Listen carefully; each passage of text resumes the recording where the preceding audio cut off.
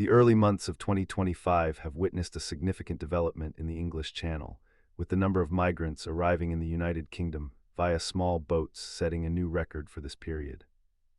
Provisional Home Office figures indicate that by mid-April 2025, some 8,064 individuals had completed the crossing, a total exceeding the 7,567 arrivals documented during the equivalent timeframe in 2024, which itself was the previous high mark.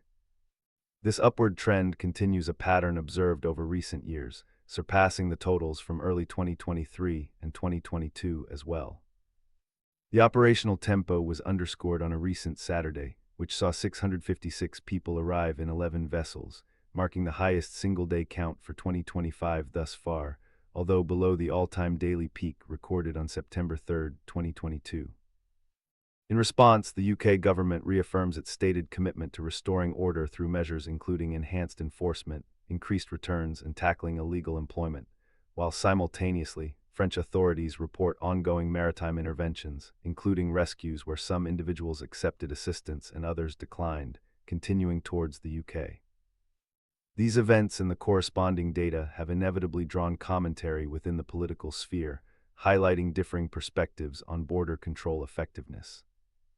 The unfolding situation invites a closer examination of the operational realities and the context surrounding these record figures. This consistent year-on-year increase, culminating in the current record for the initial months of 2025, suggests that the factors driving these crossings have either intensified or that countermeasures implemented prior to this period have not achieved the strategic objective of significantly reducing the flow. The data points towards a persistent operational challenge, regardless of previous benchmarks being surpassed. The government's articulation of a serious, credible plan involves specific initiatives, such as enhanced enforcement capabilities, accelerating the return of ineligible individuals, suppressing opportunities for illegal employment which may act as a pull factor, and introducing a new criminal offense specifically targeting the endangerment of life during crossings. Yet the establishment of a new arrival record concurrently with the rollout or anticipation of these measures indicates the difficulty in immediately altering the established dynamics of these movements across the Channel. On the opposite shore, the actions reported by the French Coast Guard illustrate a complex operational environment. While successful interceptions and rescues resulting in returns to France occur, the documented instances of migrants refusing assistance to continue their journey towards the UK highlight a significant level of determination among those undertaking the crossing, potentially counteracting some interception efforts and revealing the limitations faced by maritime authorities in preventing all departures or arrivals. Such persistent high numbers inevitably generate political friction, as evidenced by the Shadow Home Secretary's strong condemnation, labeling the situation a national disgrace and attributing blame for a loss of border control. This critique, framed around the operational outcomes reflected in the crossing statistics, prompted a defensive response, citing historical figures from a period when the critic held ministerial responsibility, thereby shifting the focus momentarily to the consistency and context of political positions on this enduring issue.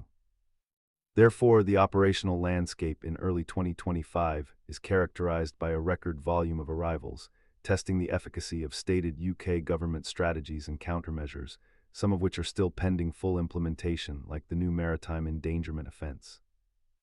This occurs alongside continued, though not entirely preventative, French maritime patrols, and is set against a backdrop of pointed political debate directly fueled by the tangible results observed at the border. Conversely, while the Home Office emphasizes a comprehensive strategy aimed at deterrence and disruption, including the future implementation of penalties for endangering life at sea, the operational reality presented by the early 2025 statistics demonstrates a persistent, even escalating, challenge to these objectives. The sheer volume of arrivals suggests that the combination of factors enabling or encouraging these journeys currently outweighs the deterrent effects of existing or announced policies. Furthermore, the French Coast Guard's report offers a nuanced picture that contrasts with a simple narrative of interception.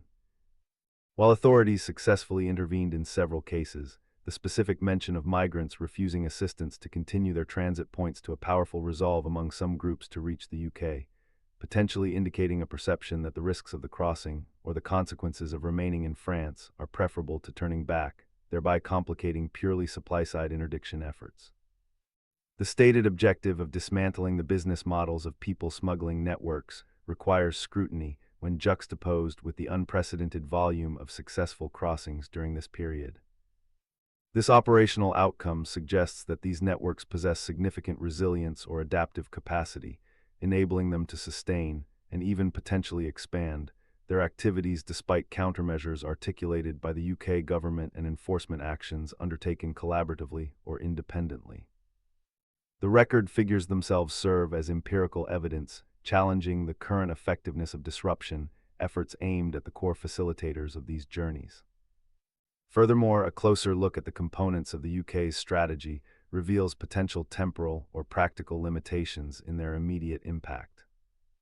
While tougher enforcement powers and increased returns are ongoing objectives, and crackdowns on illegal working aim to reduce pull factors, the introduction of the new criminal offense for endangering life at sea is still prospective for 2025.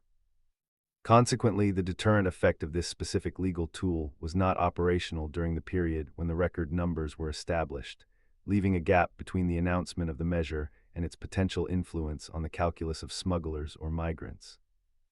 Moreover, the specific detail from the French Coast Guard report concerning migrants declining assistance to continue their journey towards the UK warrants further consideration. This behavior signifies more than just determination. It potentially reflects a complex risk assessment by the individuals involved, perhaps weighing the perceived dangers of the sea against the anticipated outcomes upon reaching either shore, or indicating a level of distrust towards authorities that complicates rescue and return protocols. It underscores the limitations of purely interception-based strategies when confronted with such resolve, pointing towards the powerful influence of perceived opportunities or conditions awaiting them in the UK compared to their points of departure or transit. Looking beyond the immediate operational statistics, the sustained high level of channel crossings carries significant implications for the United Kingdom's capacity to manage arrivals.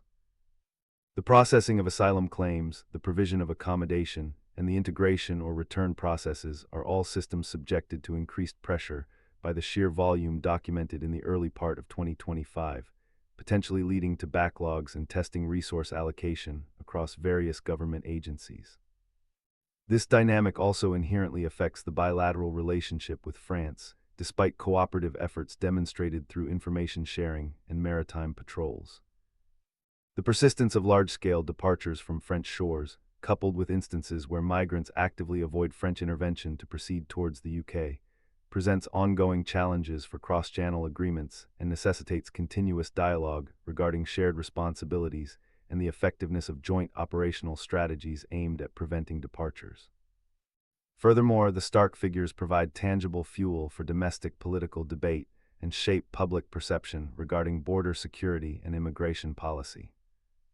The sharp criticisms voiced by opposition figures and the defensive historical comparisons offered in response illustrate how operational outcomes on the Channel directly influence the national conversation and potentially pressure policymakers towards specific actions or narratives, irrespective of the complex underlying factors driving migration. Finally, the enduring nature of these crossings, particularly the reliance on small, often unseaworthy boats facilitated by smuggling networks, continues to highlight the inherent dangers faced by those attempting the journey. The record numbers underscore that despite the known risks and fatalities associated with this route, a significant population perceives it as a viable, or perhaps the only, option, pointing to a complex interplay of factors including conditions in origin or transit countries, the effectiveness of legal migration pathways, and the persistent draw towards the perceived destination.